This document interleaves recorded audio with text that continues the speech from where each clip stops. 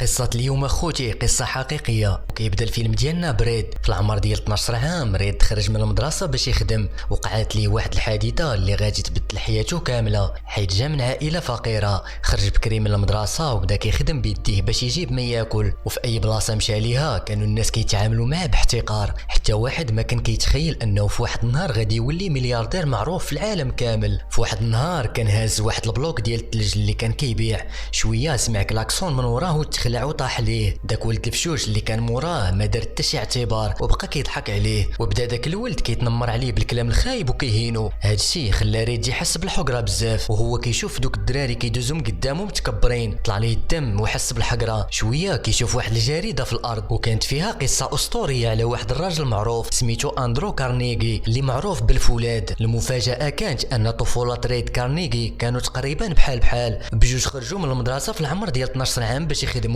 وبجوج تعرضوا للاهانه والاحتقار من ولاد الاغنياء. ولكن كارنيغي في النهايه ولا من اكبر رجال الاعمال في مجال الفولاذ، وكتقدر الثروه ديالو بمئات الملايين ديال الدولارات في واحد الوقت اللي كانت فيه 10 دولار كافيين باش يعيشوا عائله كامله. كان هذا الشيء فعلا ثروه كبيره. في ديك اللحظه ريد عاهد راسو انه غادي يولي ملياردير. من يرجع للدار قالها بحماس لباه: بغيت نولي ملياردير. هو يقول ليه: راه غير كتحلم ولدي، عمرك ما غادي تولي غني، غادي تبقى ديما فقير. هذا الشيء اللي علمني با، وانا ما نقدرش نعلمك غير نفس الشيء. ريد سكت وبقى كيشوف فمو اللي كانت مريضه مسكينه وما قبلش يعيش هاد الحياه بحال باه اللي كان ما قادر تيشري ليه هاد الدواء، فقرر يخرج ويغامر حيت كان عارف انه بلا فلوس ما يقدرش ينقذ مو. ما كانش عارف ان هاد القرار غادي يفرقوا عليها ديما. خرج وما كانش عنده فلوس باش يشري البيي ديال التران، وحاول يركب بلا ما يشوفوه، ولكن شدوه الخدامه ديال التران. فاش كان هربان منهم واحد الراجل بقى فيه وعاونو باش يهرب. ريد كان عيان بزاف، قاد واحد البلاصه ونعس فيها، وملي فاق شاف داك الراجل كيشير بيديه في الهواء وكيوضح ليه شي حاجه. وفاش سولو قال ليه الراجل: كنشكر الله حيت الشكر كيسخن القلب. ونقز قبل ما يوقف التران وما بقى بان ليه الاثار. نقز حتى هو تبعو وما بقى قدام ريد حتى شي حل. تبع الناس اللي دايزين حتى وصل لواحد القريه صغيره، وبالصدفه لقى واحد الفلاح كيقلب على الخدامه في واحد الوقت اللي كانت اليد العامله قليله. تجمعوا الناس باش يختار فيهم. ريد زاحم معاهم، بدا كيحاول يقنع الفلاح باش يخدموا. الفلاح كان كيقلب على رجال صحاح اللي يليقوا ليه. ريد كان هو الضعيف فيهم وحاول يشد واحد الراجل غليظ كان حداه باش يبين القوه ديالو، ولكن ما قدرش عليه. داك التصرف ضحك داك الفلاح وقرر يخدموا معاهم. ريد كان باقي صغير وما كانش عنده تجربه في الفلاحه، وحتى دفعه صغيره كانت كطيح ليه الخشب اللي كان كيصاوب. ولكن ريد كان مقاتل وعنده الروح ديال المثابره اللي ما كانش عند الاخرين. فاش الناس خداو الاستراحه هو بقى كيخدم وكيصلح الخشب ديالو. فاش لاحظوا واحد الدري سميتو غاس جا عنده وعطاهم غرفه ديال الماء، ومن الهضره ديالهم كيعرف ريد ان غاس كان في الاصل ولد واحد الفلاح عنده الفلوس، ولكن دابا ضرب به الزمان بسبب الازمه الاقتصاديه وطاحت عائلته في ظروف صعيبه، ودابا ولا خدام مع الناس باش يعيش. الحلم ديال غاس كان هو يرجع عائلته للبلاصه اللي كانت فيها ويولي اكبر فلاح في تكساس. هاد الجوج ديال الدراري اللي كان كل واحد فيهم كيواجه صعوبات شجعوا بعضياتهم ولاو صحاب. في ديك العشيه وهو كيشوف الخدامه مجموعين وكيلعبوا الكارطه، ريد بقى سارح وتيفكر. ديك الساعه فهم ان الخدمه بوحدها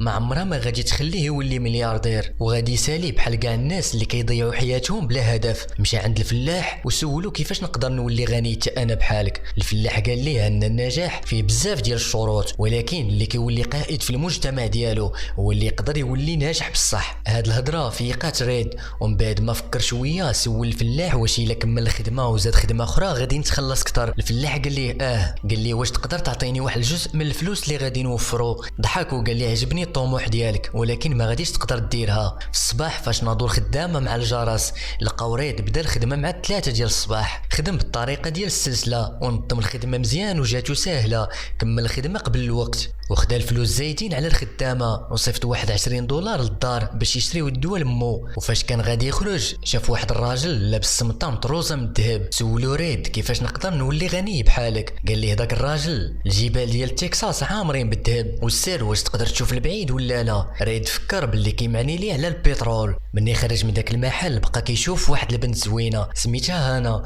وكانت مشهوره في المدرسه ديالها. هانا عرضت عليه يجي الحفل ديال المدرسه، وريد حشم وهو يوافق. صرف المداخيل ديالو كاملين باش يشري اللباس زوين، وفاش مشى جمع شويه الشجاعه باش يهضر معاها، ولكن كاع سبقوا ليها. كان باين ان هانا كيعجبها ريد كتر، وشويه وقال لها: بغيت نتزوج بيك. في داك النهار كان موصل هانا هنا للدار وشاف واحد الشاب من الطبقه الغنيه جاي ياخدها. ريد ما قبلش ينسحب ومشى دار فيه وقال لي هاد الولد ديال الباديه اللي كتشوفو غادي يولي ملياردير واحد النهار. هنا حتى هي كتحس بشي حاجه تجاه ريد، ولكن باها ما كانش غادي يرضى تخرج مع واحد ما عندوش ديبلوم. داتو عند المدير باش يجرب يتسجل كطالب مستمع، ولكن ريد كيامن ان المدرسه مضيعه للوقت وكان مقتنع انه يقدر يتعلم كل شيء براسو، وعطى امثله على بزاف ديال الناس اللي نجحوا بلا ما يقراو في الجامعه. المدير فاش شاف هاد الشاب كيهضر بثقه كان باغي ينصحو، ولكن ريد قال لهنا بسرعه تعطيه عمليه ضرب 5 الارقام. قالت لي شحال هي 56979 مضروبه في 61 في ثانيه وحده 3,457,419. ملي تاكدت هانا من الجواب لقاتو صحيح 100%. ريد كان ولد ذكي بزاف وماشي غير هكا،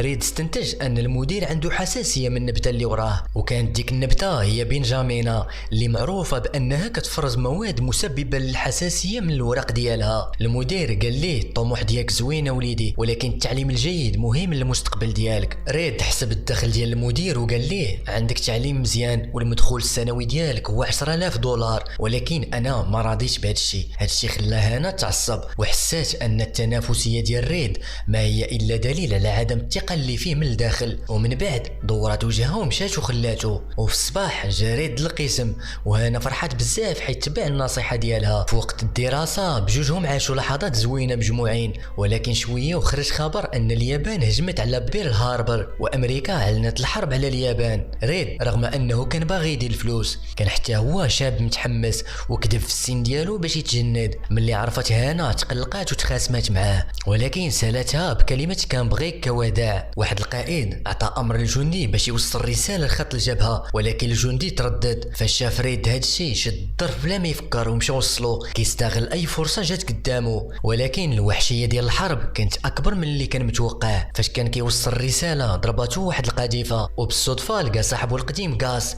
اللي خاطر بحياته وجرو باش يرجعوه ونقض حياته ولاو صحاب حتى في السلاح. من بعد كنشوفو دازو سنوات، ريد كبر ولا راجل، وفاش خرج من الجيش جمع كلشي الفلوس اللي عنده وشرا بهم الاله باش كيحفروا على البترول، ولكن ما قدرش يلقاه. وكانت العائله ديالو كتقاتل باش توفر المعيشه، وكان عنده 4 ديال الاولاد. ريد كان ذكي بزاف ولكن ما كانش عنده زهر، حتى لواحد النهار قال ليه ولدو واحد الجمله اللي بدلت ليه كلشي وراتو الطريق. خدم المحترفين باش يديروا الخدمه ديال المحترفين حيتاش كان كيحاول يدير كلشي لراسو. مشى ريد وكرا واحد الخبير ديال التنقيب، ومن بعد ما داروا المسح في المنطقه لقاو بصح واحد الحقل كبير عامر بالبترول فيه الاحتياطي ديال 50 مليون برميل، كان يقدر يبيع في نهار واحد ب 11,000 دولار. واخا فكره انه يولي ملياردير كانت باقا بعيده، ممكن يولي مليونير في اقرب وقت، ولكن مول الضيعه اللي كان خدام عنده من قبل حاول يستغل الوضع ومشى دعاه وقال بلي الاتفاق كان غير على الارض وما يمكنش يستخرج البترول من تحت منها. هذا التصرف قلق ريد بزاف وتفكر النصيحه ديال ولده ان الخدمه ديال المحترفين خاصها تبقى عند المحترفين. مشى دار احسن محامي سميتو ديك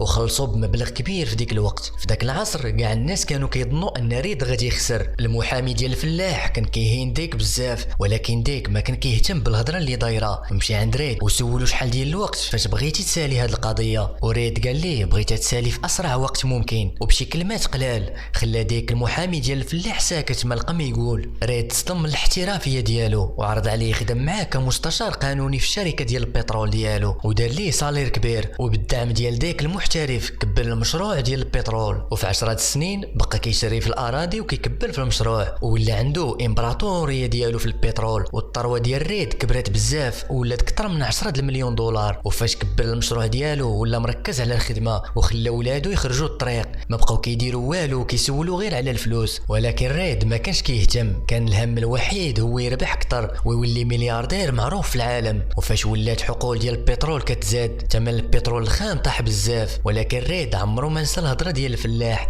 اللي قال ليه خاصك ديما تكون قائد العصر. كان كيقلب يلقى شي طريقه جديده، قرر يبدا يكرر البترول براسو ويصاوب سلسله ديال الانتاج ديالو. وشاف واحد المعمل ديال تصفيه البترول قرب يفلس، مشى لعنده هو وديك، ولكن المعامله ديال مولاه كانت متكبره. فاش بداو التفاوض تحول الغرور ديالو لقله الاحترام وما تفاهموش ورفض يوقع العقد، وقال ريد يرجع للوطيل ويتسنى الخبار. داز 2 سيمانات بلا ما يرد عليه، وكان في الصباح عيد الكريسماس. واخا الصعوبات قرر يمشي لدارهم باش يكون مع العائله ديالو، ولكن المعمل كان مهم بزاف بالنسبه لريد، فبقى بوحدو كيتسنى شي خبار. وفي الصباح توصل بالعقد، وهنا فهم ان مول المعمل كان من الاول ناوي يبيع عليه، ولكن كان غير باغي يختبر ريد واش كان معقول معاه. ومن بعد هاد الصفقه شاف ريد راسو في العناوين ديال الصحف الكبرى كيهضروا عليه كملياردير، واخيرا حقق حلم الطفوله ديالو باش يولي ملياردير كبير. ولكن ملي شاف لقى راسو بوحدو وما لقى حتى شي واحد اللي يفرح معاه. وفي نفس الوقت جا تليفون من مراته وجابت ليه اخبار خايبه بزاف. المحامي ديالو ديك تعرض لواحد الحادثه